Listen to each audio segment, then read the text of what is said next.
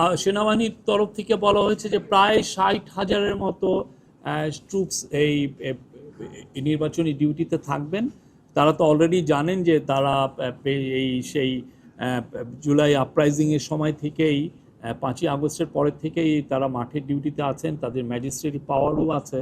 তো আমরা আশা করছি যে এই নির্বাচনের সময় তাদের একটা বলিষ্ঠ ভূমিকা থাকবে এবং তারা মূলত স্ট্রাইকিং ফোর্স হিসেবে থাকবেন আইন শৃঙ্খলা পরিস্থিতি নিয়ন্ত্রণের জন্য। সামনে যে ইলেকশন আসছে, ইলেকশনের যে প্রস্তুতি আমাদের কীরকম এবং সেই অনুযায়ী আমরা কি কাজ আরও করতে পারি জোরদারভাবে, সেগুলো নিয়ে আলাপ হয়েছে। প্রথম ছিল যে কোঅর্ডিনেশন বাড়ানো, আর্মি, পুলিশ এবং গ্রাসরুটের যে লোকাল অ্যাডমিনিস্ট্রেশন, এদের মধ্যে কোঅর্ডিনেশন বাড়ানোর কথা বারবার জোর দিয়ে বলা হয়েছে এবং এই কোঅর্ডিনেশনটা লোকাল লেভেলে এবং এটা একটা ন্যাশনাল লেভেলে, দুইটা জায়গায় খুব দ্রুততার সাথে এটা কোঅর্ডিনেশন বাড়ানোর বিষয়ে জোরদার করে বলা হয়েছে। আপনার ইলেকশনের আগে পুলিশের প্রস্তুতির কথা বলা হয়েছে এবং পুলিশের আইজি মহোদয় বলেছেন যে সেপ্টেম্বর, অক্টোবর এবং নভেম্বরে ১.৫ লক্ষ পুলিশের নির্বাচন বিষয়ে তাদেরকে ট্রেনিং দেওয়া হবে।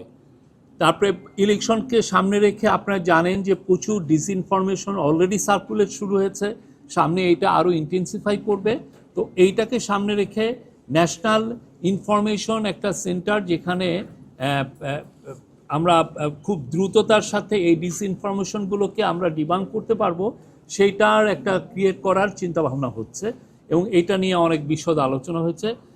চিফ অ্যাডভাইজার আমাদের হোম মিনিস্ট্রি বা পুলিশের এখানে বা যে একটা সেন্ট্রাল কমান্ড স্ট্রাকচার কিছুদিন আগে করা হয়েছে আপনারা জানেন, সেখানে একটা মিডিয়া সেন্টার প্রতিষ্ঠা করার কথা বলেছেন, যাতে করে খুব দ্রুত এই আইন শৃঙ্খলা সংক্রান্ত যে কোনো ইনফরমেশন খুব দ্রুত কালেক্ট করা যায় এবং ওই দিনই ওই সময়ই এটা যাতে ডিসেমিনেট করা যায় এবং সেই জায়গায় প্রতিদিনই যাতে প্রেস কনফারেন্স করে আপনাদেরকে জানানো যায় যে কোথায় কিভাবে হচ্ছে, কোথাকার সিচুয়েশনটা কি, এই প্রত্যেকটা বিষয় এবং খুব দ্রুততার সাথে, এবং এইটার থেকে আপনার যাতে প্রতিনিয়ত সব সময় যাতে ইনফরমেশন পান সেই বিষয়ে জোরদার করতে বলা হয়েছে।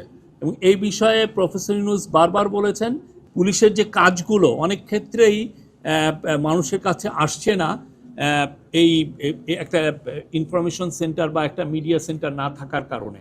পুলিশ অনেক জায়গায় অনেক ভালো ভালো কাজ করছেন, অনেক জায়গায় ইন্টারভেনশন ওরা খুব দ্রুতই করছেন, কিন্তু দেখা যাচ্ছে যে এই বিষয়গুলো আমাদের অনেকের কাছেই জানা থাকছে না। সেই জন্য এই মিডিয়া সেন্টারটা এটা এইভাবে কাজ করবে। ইন্টেলিজেন্স এজেন্সিগুলো তাদের কাজ জোরদারভাবে করতে পারে এবং ইলেকশনের সময় যাতে আমাদের ইন্টেলিজেন্সের কোনো ধরনের কোনো উইকনেস না থাকে সেই জন্য বলা হয়েছে এবং এই ক্ষেত্রেও আমাদের যাতে কোঅর্ডিনেশনগুলো ভালো হয় সেই জন্য বলা হয়েছে।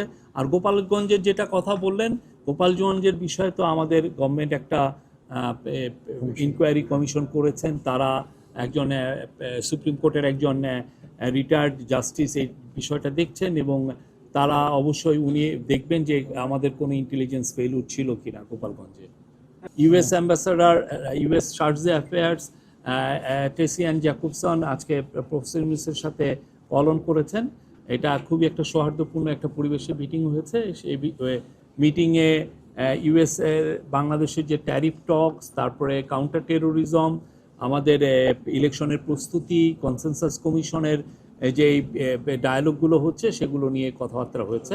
প্রফেসর ইউনূস পুরো ইউএস চার্জে অ্যাফেয়ার্সকে জানিয়েছেন যে বাংলাদেশ গভর্নমেন্টের, ইন্টারিম গভর্নমেন্টের টপ প্রায়োরিটি হচ্ছে কাউন্টার টেরোরিজম এবং উনি বলেছেন টেরোরিস্টদের ব্যাপারে এই গভর্নমেন্টের জিরো টলারেন্স, কোনো ধরনের কোনো টলারেন্স টেরোরিস্টদের প্রতি শো করা হবে না, জিরো টলারেন্স। উনি এটা ব্যক্তহীন কণ্ঠে জানিয়েছেন। আর আজকে আপনি জানেন আজকে রাতে আমাদের প্রতিনিধি দল ইউএসএ যাচ্ছেন।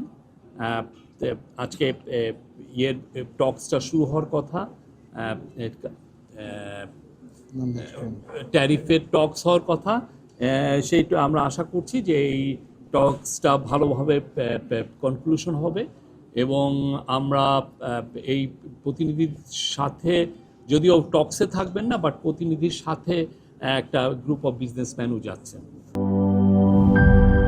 সিল্কোর সিল্ক অ্যান্ড শাইন, যাতে আছে আর্গান অয়েল ও ওট প্রোটিনের গুডনেস, যা আপনার চুলকে রাখে হেলদি অ্যান্ড শাইনিং।